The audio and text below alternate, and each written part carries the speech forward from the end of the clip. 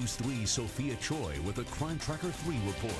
It's a crime trend on the rise. Crooks stealing garage door openers from cars. Metro says when someone breaks into a car, 75% of the time, they take a garage door opener.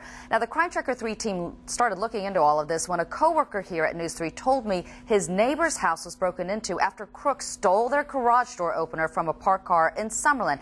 And then we got an email about crooks stealing GPS units from parked cars at football games and using them to find the victim's house to steal more stuff. We're watching out for you and checking out both stories for this week's Crime Tracker 3 Family Focus.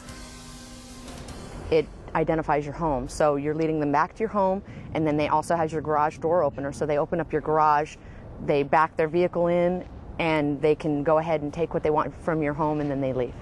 Yes, it's definitely a risk. And while it's certainly plausible, according to Metro, it has never happened here.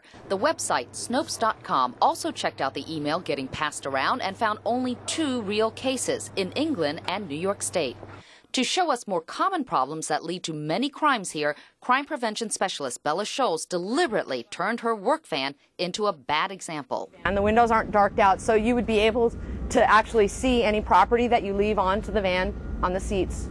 And it's easily to look in. There are mistakes that are obvious. I've left the door open, so easy access.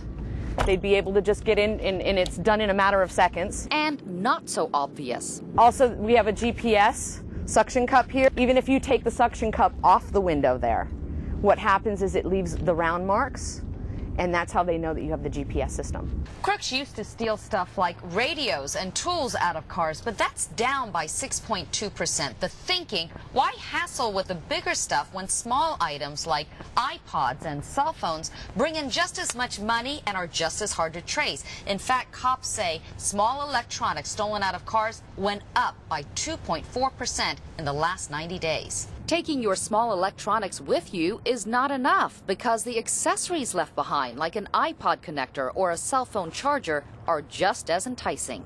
So they're hoping that you didn't take it out, so they're smashing the windows. I wouldn't put anything like on your dash or anything that would show that you have these items.